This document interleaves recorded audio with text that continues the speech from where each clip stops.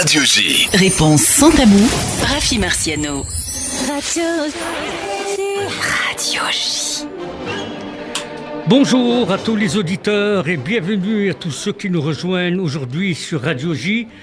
60 ans pour une forteresse de la culture, de l'enseignement juif, 60 ans d'innovation, 60 ans de créativité, d'exemplarité, 60 ans de référence à travers la France et au-delà. Le Centre communautaire de Paris, respecté, admiré, bastion de l'éducation et de l'étude, 60 ans d'accueil et de soutien aux intellectuels, aux penseurs, aux écrivains.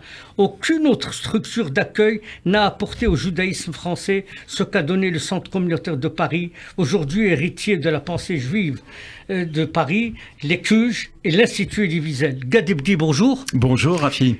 Alors, je rappelle que vous êtes le directeur général de l'Écuge. Jean-François Strouf, bonjour. Bonjour Rafi. Alors vous, l'ardent militant, directeur général adjoint du centre, c'est un plaisir de vous recevoir. Mais pourquoi ? Parce que on va célébrer, vous allez célébrer les 60 ans du Centre communautaire de Paris. C'est un événement majeur. C'est un immense événement pour notre institution, bien sûr, mais pour le judaïsme français, parce que des institutions qui traversent, on peut qualifier de l'histoire du judaïsme français, il y en a relativement peu. Elles sont importantes, elles sont essentielles, elles ont accompagné les publics et la société juive française depuis des décennies. Le Centre communautaire de Paris est donc aujourd'hui l'espace culturel et universitaire juif d'Europe, l'Écuge, en fait partie. Et ce travail qui a été mené depuis 60 ans, c'est une sorte de promesse pour l'avenir. C'est comme ça que nous le voyons. Il ne s'agit pas seulement de se congratuler parce qu'il y aurait de quoi se congratuler, mais il s'agit aussi d'être dans une posture de responsabilité vis-à-vis de la communauté juive et de se projeter sur les décennies à venir. C'est un peu comme cela que nous voyons cet anniversaire du 60e pour l'Écuge. 60 ans, vous l'avez dit merveilleusement Rafi, 60 ans de partage, de culture, de transmission. On est vraiment au cœur de notre mission. Alors, on va développer, Jean-François Strouf, si certains murs de Paris pouvaient parler. Absolument. Ils en auraient à dire. Le concept du centre communautaire est résolument moderne. Il est la plus récente institution majeure de l'histoire du judaïsme français. Alors, il faut rappeler quand même que ça a été fondé par le Fonds social juif unifié en 1963. Son premier président, Théo Klein, est ensuite dirigé par Edgar Gedge, auquel nous allons préparer un hommage l'année prochaine, Linclair, et Edmond Elalouf. Alors, quel est son historique ? Juste quelques mots, Jean-François, je trouve juste dire quelques mots d'histoire sur cette traversée de l'histoire du judaïsme. Alors, tout d'abord, l'accueil des jeunes juifs venus du Maghreb, il n'y avait aucune structure qui était adaptée à leur arrivée à Paris. On allait au centre. On allait au centre parce que c'était le seul lieu capable de correspondre aux attentes et aux besoins de ce public-là à ce moment-là. Et puis ça s'est développé extrêmement vite puisque c'est devenu un lieu d'activité, d'ateliers, de dîner-débat, de références. Il y a la librairie juive de Paris y était. Donc, et vous avez inventé la notion de dîner-débat, la notion de table ronde, la notion de conférence. C'est-à-dire quand le centre communautaire à l'époque avait institué que les conférences allaient être payantes 5 francs. Ouais, c'était la révolution. Bien sûr, parce que ça qui aujourd'hui, vous avez changé le sacro-saint 20h30. Les conférences commençaient à 19h. Qui aujourd'hui, c'est-à-dire cette innovation, on vous a copié. À travers la France, beaucoup d'activités ont été copiées, c'est très bien. Les Hiloulots, les Shabbatot plein, les Païtanim, tout ça. Gad Ebdi, vous êtes fier de ce passé ? Sans retomber dans la nostalgie. Oui, mais ce que je retiens essentiellement, c'est cette notion de remise en question, de renouvellement permanent, d'innovation au service de tous les publics. Et quand on parle d'innovation, évidemment que en 63, créer un lieu où les jeunes peuvent se retrouver, avoir des soirées dansantes, avoir des cours de danse, des cours d'hébreu, des ateliers, révolutionnaire. c'était innovant et ça paraît banal aujourd'hui. Évidemment que le centre, avec l'ensemble de ces événements majeurs autour des débats de société, faire venir les intellectuels, les penseurs, les politiques, les faire échanger, créer un véritable débat, c'était également innovant à l'époque. Aujourd'hui, ça paraît banal. Néanmoins, j'ai presque envie de vous dire, le centre communautaire à l'époque a servi de matrice à l'ensemble des centres communautaires qui lui ont succédé, ou en tout cas qui ont été créés à la suite.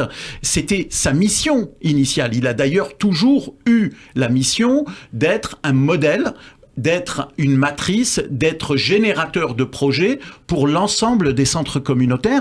Et ce rôle-là, nous continuons à le jouer aujourd'hui, dans des contextes totalement différents. On en reparlera probablement. Mais toutes les mutations de la communauté juive française ont été vécues, ont été accompagnés par notre institution. D'ailleurs, vous avez raison, parce que tous les dirigeants qui ont succédé, soit au CRIF, soit au Grand Rabbinat de France, soit dans les consistoires, et soit dans certaines grandes institutions, on se disait toujours, mais qu'est-ce que fait le centre communautaire ?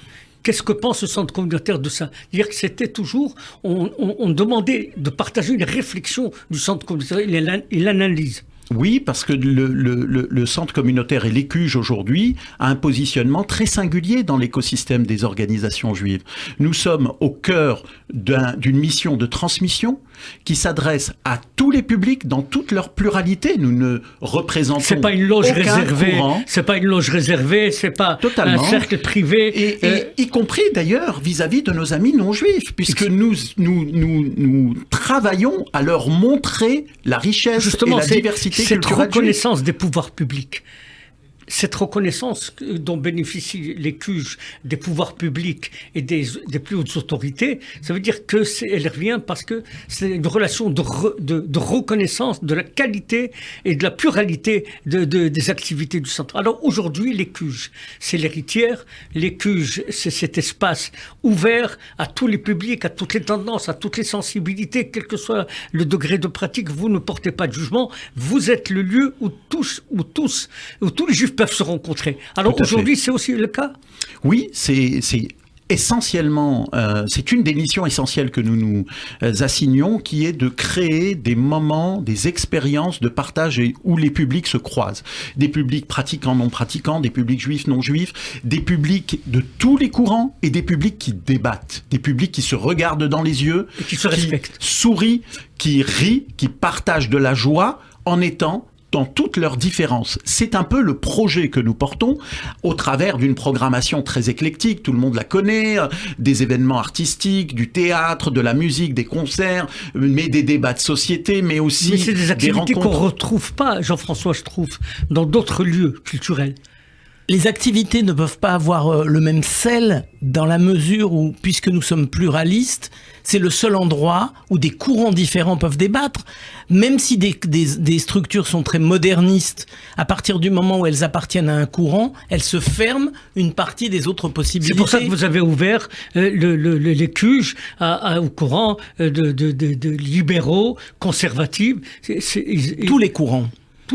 Et aussi les agnostiques, c'est très important, oui. Parce que la grande difficulté dans le judaïsme, c'est que par exemple des associations qui ont une vocation à défendre une certaine absence de pratiques religieuses, des agnostiques purs ou des religieux de différents courants ne se rencontrent jamais dans la vie juive, alors que lorsqu'ils viennent à l'Écuge, ils ont la possibilité de débattre ensemble. Et c'est pas simplement une innovation sur le fond. Ça, c'est très important, mais c'est aussi une innovation sur la forme. Être capable d'affronter la crise du Covid en profitant de cette opportunité pour développer des activités en ligne et en présentiel, à être les tout premiers à créer des lieux, des salles hybrides où des personnes peuvent être à la fois dans la salle et aussi à distance. Je dis en plaisantant, urbi et orbi, c'est-à-dire sur place, dans la ville et loin, et c'est vraiment à la fois sur la forme et sur le fond que nous innovons. Jean-François, ça veut dire que vous avez été précurseur sur le plan culturel, vous avez été exemplaire, mais vous avez aussi innové. L'enseignement de l'ivrite, de l'hébreu, c'est une découverte qui s'est réalisée. C'est l'idée, le mérite. Quand quelqu'un a une idée, c'est pas qu'il ait l'idée, c'est ceux qui la réalisent qui ont le mérite. Et vous avez organisé les Ulpanim qui sont une référence, je dirais planétaire, l'hébreu. Vous avez ouvert un centre d'études, un lieu d'études, le Beth Alimoud, c'était révolutionnaire. Avec le rabbin Claude Sultan. Donc ça veut dire que vous avez pris l'initiative. Qui aurait cru, à qui vous alliez raconter le Beth Alimoud, les Ulpanim? Alors le Beth Alimoud, tout ça cohabiter avec... Le Beth Alimoud, il faut quand même rappeler, c'est un enseignement mixte dans tous les sens du terme. Sur des textes fondamentaux. Sur des textes fondamentaux, mais juifs et non-juifs, hommes et femmes, religieux et non-religieux. C'est-à-dire vraiment la mixité au sens le plus fort du terme, et de manière positive, puisque ça permet à toutes sortes de publics d'acquérir les bases solides des textes fondamentaux du judaïsme. Mais l'occasion, évidemment, en rappelant ces grandes réalisations, le fait que l'Ulpan de l'Écuge aujourd'hui est un Ulpan de référence, probablement le plus grand de France, avec 12 niveaux d'enseignement, plus de 500 élèves, avec des cours en présentiel, professeurs en formés, ligne, etc. Vous avez rappelé le Beth Alimoud. Tout cela, Rafi, on peut pas ne pas relever que nos prédécesseurs, le président Edmond Lalouf, vous-même à la direction du Centre communautaire de Paris et de l'Écuge par la suite, vous avez évidemment porté cela, vous l'avez fondé, etc. Alors évidemment, notre rôle, c'est d'en être les continuateurs avec le président Yves Rouas, avec le conseil d'administration de l'Écuge, continuateurs, mais aussi avec l'ambition de renouveler, l'ambition de transformer, l'ambition finalement d'être dans l'ADN de cette maison qui est de s'adapter systématiquement aux mutations de la communauté juive. C'est ce que nous disait Jean-François Schtroumpf, c'est que vous répondez à une triple pluralité, Jean-François. Vous me disiez que c'était la pluralité des intervenants, la pluralité des publics et la pluralité des contenus. Absolument. Ça veut dire qu'il n'y a pas d'idéologie. Absolument. Vous êtes là à l'écoute des publics, mais c'est la réalité aujourd'hui.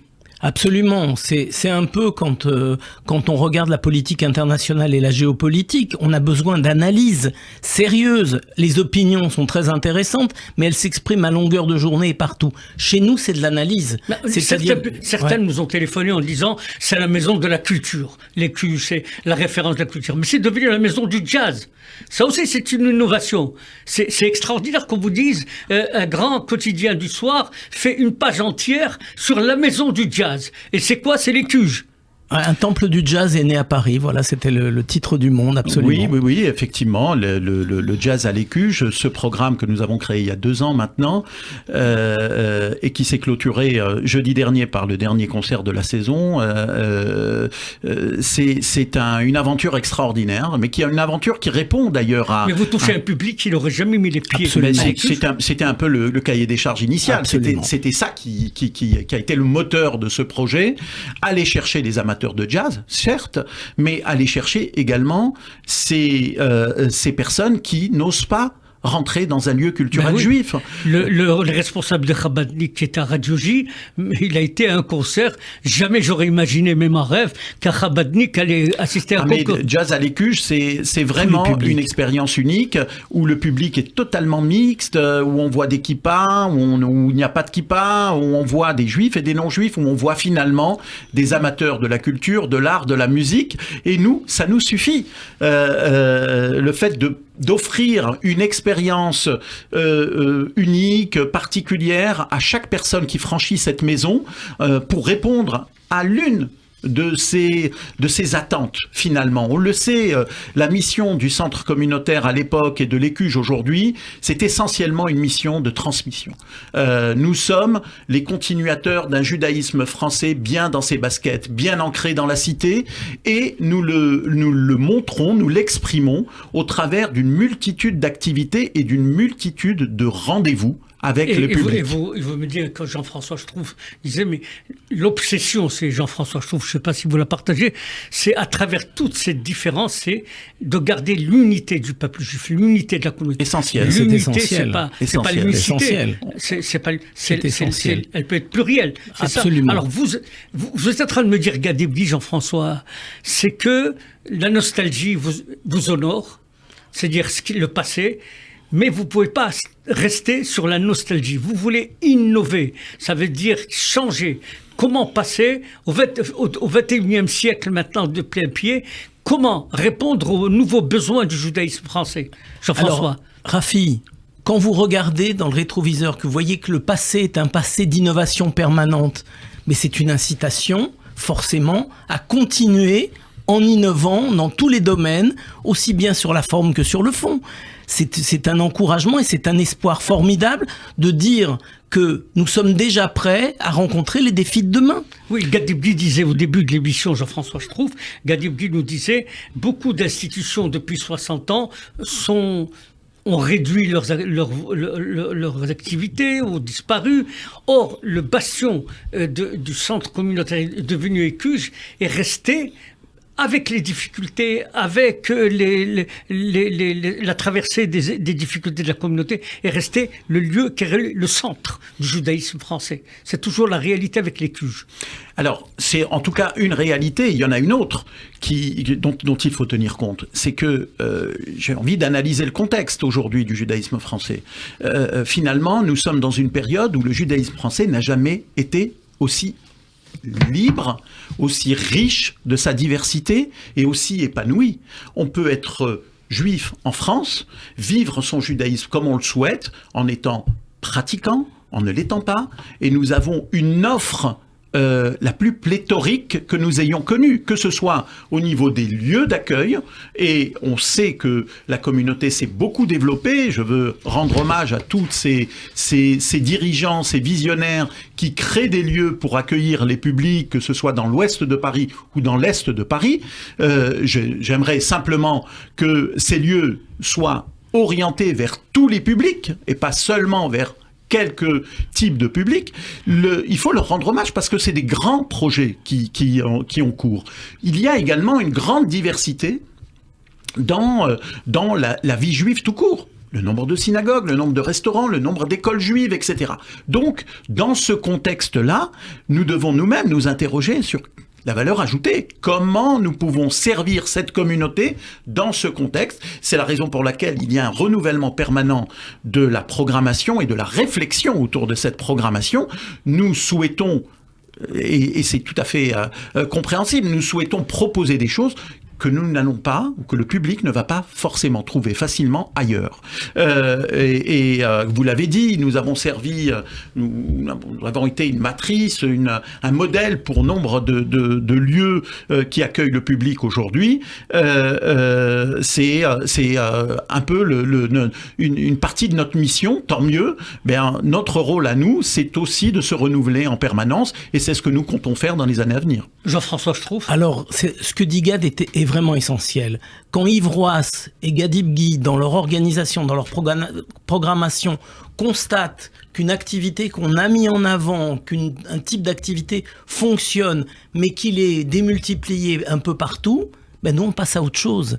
C'est la nécessité d'être des précurseurs. C'est-à-dire qu'à partir du moment où on voit qu'on a initié quelque chose et que ça fonctionne partout, notre but à rebours, bien évidemment, c'est de ne pas faire nous-mêmes ce qui se fait partout ailleurs.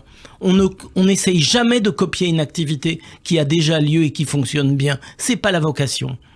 Donc, c'est à votre honneur de rendre hommage à toutes les autres grandes institutions de l'Ouest parisien. Je comprends bien aux dirigeants, etc. Mais il y a quand même quelque chose qui est troublant dans cette communauté Gadebgi, Jean-François Schtroumpf. Il y a quand même, vous êtes le centre de l'altérité, de la rencontre, de la diversité plurielle, etc. Et aujourd'hui, c'est pas le reflet de la communauté, parce que nos dirigeants, nos rabbins, dialoguent avec des chrétiens, avec des musulmans, avec d'autres personnes, mais ils refusent de dialoguer avec leurs propres coreligionnaires des mouvements Massorati ou libéraux. Et ça, le centre communautaire s'est toujours tenu en retrait, mais dans les faits, vous avez ouvert Oui, nous avons un engagement qui est de créer un dialogue intra-communautaire, et en tout cas d'être ce lieu du dialogue. Et je pense d'ailleurs qu'il y a eu des progrès. Il y a eu des progrès ces dernières années. Quand je parlais du contexte général de la communauté... Le dialogue judéo-chrétien s'est développé chez vous. Bien sûr. La déclaration au Bernardin d'après Nostra Aetate s'est écrite au centre.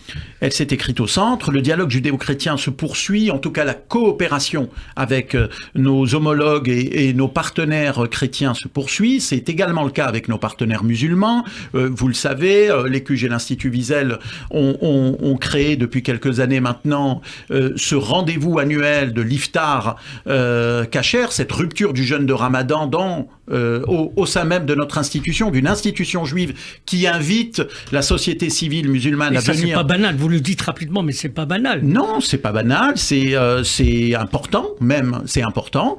Nous continuons ce dialogue intraculturel, mais nous avons aussi ce souci, vous l'avez relevé, d'être inclusif avec tous les publics, quel que soit évidemment le niveau de pratique religieuse, quel que soit le niveau de croyance, quel que soit le niveau ou le niveau d'orientation sexuelle, quel que soit également, et ça c'était un de nos objectifs, nous avons le souci d'accueillir les personnes en situation de handicap. Nous travaillons beaucoup sur ce chantier-là. On a la chance d'accueillir de jeunes adultes en situation de handicap pour leurs activités culturelles à l'Écuge toutes les semaines, grâce à l'association Les Chaim Handicap. C'est un privilège que d'être le lieu de la mixité, vous l'avez dit, mais c'est également le lieu de l'inclusivité de tous les publics. C'est la mission que nous pouvons qualifier de mission de service public communautaire. C'est comme ça, en tout cas, que nous vivons. Alors, ça va se traduire mercredi 21 juin prochain, donc dans 3 jours, par un grand événement dans Paris, 60 ans de partage, de culture et de transmission. C'est un grand dîner qui va se dérouler, permettez-moi du peu, dans les salons de la Philharmonie de Paris. Parlez-nous de ce dîner de gala, Gad. C'est un moment essentiel pour nous, c'est un moment qui va nous permettre de regrouper l'ensemble de nos soutiens, de nos membres, des personnes, des partenaires qui nous soutiennent au quotidien. C'est un dîner de gala. Comme son nom l'indique, dans un lieu prestigieux, à une date particulière, celle de la fête de la musique, mercredi 21 juin. C'est un dîner où la programmation artistique est également exceptionnelle. Nous allons accueillir 5 immenses musiciens. C'est un choix que nous avons fait. 5 immenses musiciens, je vais les citer. Michael Levinas, compositeur et pianiste mondialement reconnu, qui est également président de l'Académie des Beaux-Arts. Marina Chiche, la violoniste, qui a une concertiste internationale et qui est surtout attachée à partager avec le grand public la musique. Le pianiste klezmer Denis Cugnot sera également avec nous, la guitariste, l'immense guitariste Liat Cohen et Jérémy Ababou, pianiste que beaucoup connaissent. C'est féerique. Tout à fait. Et ensuite un dîner exceptionnel. Alors comment peut-on s'inscrire, Gad ? Alors, pour s'inscrire, il suffit d'aller sur le site de l'Écuge, gala.écuge.fr, ou bien tout simplement écuge.fr. Vous ne manquerez pas l'information sur le gala. Donc, on se retrouve mercredi, après-demain. Merci Jean-François Chouf, merci Gad Ebgui, et bon anniversaire. Merci. Avec grand plaisir.